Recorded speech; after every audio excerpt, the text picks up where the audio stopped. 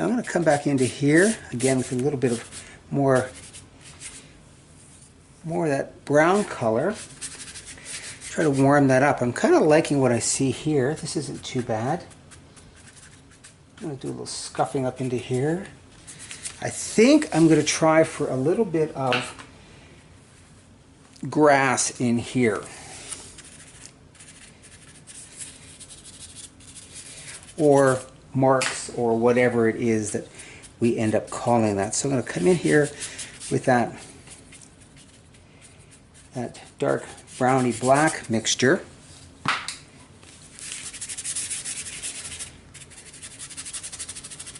And I'll try scrubbing some of that stuff down up into here.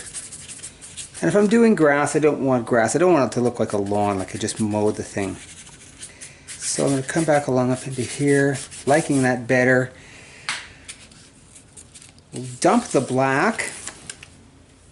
See how easy that is? We'll go back to the white.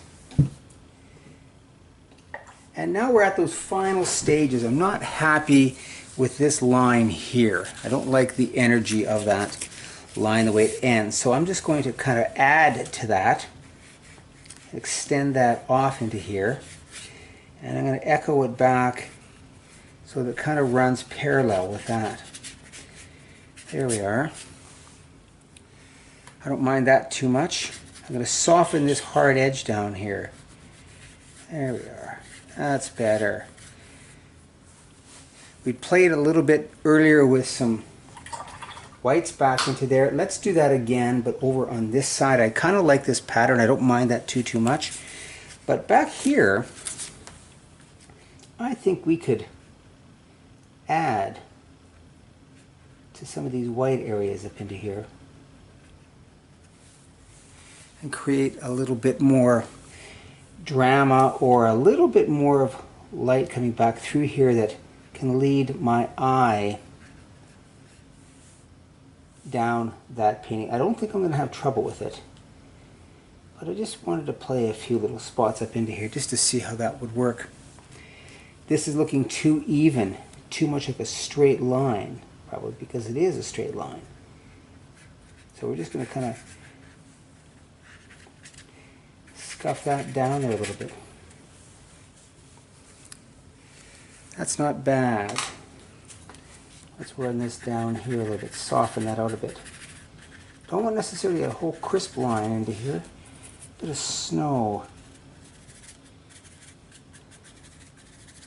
Maybe branches or some things that are overlapping, creating a little bit of foreground texture into that. I don't mind that. I do see that my neck of this one horse here is disappearing. There we go. So I'm going to follow suit similar to this guy, but I don't want them identical. I don't mind similar patterns. I just don't want them identical. Where I'm really having a hard time is this one rider, and we'll bring that up there for you so you can see where I'm at here now, what my issue here is. There we go. It's this guy right here. Now on camera he shows up not too bad because I'm looking at this as you are, but I just don't feel that he shows up as well as he could. And again, this white probably is going to come up fairly white for you. And make the head a little bit bigger. Okay. Just a note there on that, guys. If you're working with figures, err on making the head a bit too small. That white's a little strong. There we go. Let's pull that back. I'm at an awkward spot here with this guy because I'm having to play with those values and put in more detail and spend more time on him than I had wanted to. And that's just one of those issues that happen, particularly when you paint this way. You pop it on there and it's not really a time until you get it on there that you understand exactly what's happening and what the issue may or may not be. So I am just going to work this through here a bit for you. What's that look like? It's a bit strong. Again, once this dries and we get into some proper lighting, it will change, but I want to paint this for you so that it looks good for you guys. I can play with this off camera, and you know darn well that I will, but at this time when I send it loose, I want it to look good. Alright, so when I'm not here or with you, when I was letting it dry, I was checking on my Facebook account. And one of the gals said, "My goodness, how do you do that snow?" Well, I thought, you know what, I've got just the picture. These are what I call steering wheels. I got just the picture to make it snow. Now before I do that, I want to add one more thing. I like this area here. This line, can we see that? I need to back that off maybe. There we go. This line right here. I don't care for that line ending right there. So what I'm going to do, I'm going to extend that. I'm going to take my blues and my browns. And I got a fairly thick mixture, and I'm going to start down here. And I'm going to run that tree, or that branch, a tree shape, over top there. And that now pushes those riders back. Well, now here's the problem, is that I just can't leave it with one tree. But I like that effect, so I'm just going to add some more trees here. Again, by using my rigger, my little number 0 brush. I'm just going to be very careful here. That background still feels like it's wet from where I was playing before. I don't want to get too literal. I don't want to get too exact. But it is a wonderful technique, and if you stop and think about it, the fastest way to suggest depth is to overlap. So when I bring these trees up front here, and I start to overlap that white strip back into there, now the riders go back a little farther. Every time you create a layer in a painting, you move the viewer a little farther back. So I'm happy with that. This line here disappears, so let's reinstate that. There we go. Do I want one over here? I don't think so, because I've got this energy moving forward. I have a nice clearing back there. Perhaps I could put a small suggestion of a couple light colored trees in there. Maybe let's try that, see if that works. There we go. That just slows the forward progression down. Keeps in that same vein that they are riding through a forest or a clearing. Perhaps we'll kind of come up over into this side here, and we'll just pop 1 or 2 there as well.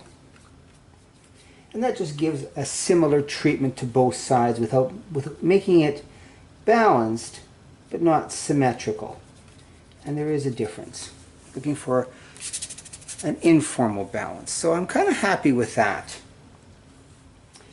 Take this one down.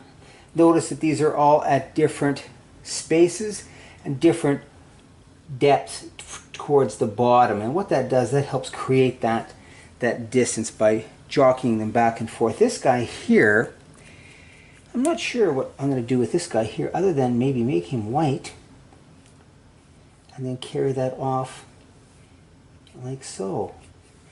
Again, just a little bit of opaque white, i.e. gesso, just for a few little highlights here and there, just to add a bit of variety.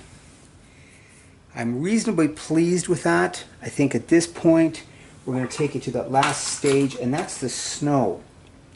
And do I want to make it snow? I think so, just because I want to break up some of these areas into here. So I take my white and I take my tulip brush or my spatter brush and I dilute that gesso down very, very light. So here's my pad. Now this next part is fairly important. I'm just going to show you from the side here. I'm going to hit my brush. So I'm going to hit it like this, right? I'm going to hit my brush. So from the side it looks like this. I am not doing this. I'm not striking my finger. I'm tapping the brush. And there's a big difference in that in terms of how that paint will flow and spatter around here. I use this technique as opposed to a toothbrush because I find toothbrushes give me a very uniform sort of feel with the droplets, a very unnatural feel. This approach seems to me to suggest more natural droplets of snow, some bigger, some finer, some a little bit more diffuse because they have more water, some a little bit more severe because they have a little less water and a little bit more white paint into here. But also very important to go all the way around the picture. You just don't make it snow over the riders. Even on the areas that are white, I go over top of that, even if it doesn't show, just so I know that I've got that covered. Oops, blasted right through there with my head. So I've got that covered in there. I'm not going to bother with the mountains. It's not about the mountains. And I'm just going to come into here and put a very light dusting of snow over top of my figures. And what that does again, it sets them in the painting. By putting the snow over top of the riders go farther into the painting. Another layer. Plus it also breaks up any large awkward areas that may not work. Down here in the grass a bit more. And you want to be careful when you do this because like any technique, too much of a good thing is still too much. So there we have it. We've got pretty much the finished painting, give or take. And now I'm going to take my mat that we talked about earlier, and I'm just going to slide the palette off to here, take out some of this nonsense, and I'm going to set that down there like so. And we're going to zoom out here for you. And there you go. So there's the finished painting. And I'll just try to tilt that camera there so we get a nice square on shot there for it. There you go. There's your painting. So we've got a nice grayed out muted tone. The colors are found all the way through here. So this was very important to tie back that area. We've got a nice light spot coming up into here. We've got gentle angles. The whites will be very, very crisp and very sharp onto that, and that will come up with nice clarity. Notice how everything else is soft and fuzzy, very diffuse, not a lot of hard edges down here. The only place really we see a lot of that and any kind of details on the rider. By keeping your backgrounds quiet, by keeping them muted, by keeping your shapes big, it allows the eye to find the riders very, very quickly, and my eye travels along that slope at a very gentle pace. There you go, folks. There you have it. Haven't come up with a title for it yet, but we'll be posting this one on Facebook and on Instagram as well in there. If you like what you saw, if you like what you hear, please share this, like it, subscribe to my channel.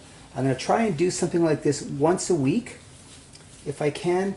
If there's an area or a concern that you had in something that I did here, you don't understand, drop me an email, go to my website, grahamflatt.com. I'd be happy to walk you through this. If you have some special techniques or some suggestions for future videos, drop me a line again and on Facebook or on Messenger, and we'll pick that up and we'll see if we can't put another one together for you dealing specifically with those issues. So thank you for joining me. It was great fun. Turned out pretty good. I'm pleased. And yeah, well, we'll see you next time. Take care.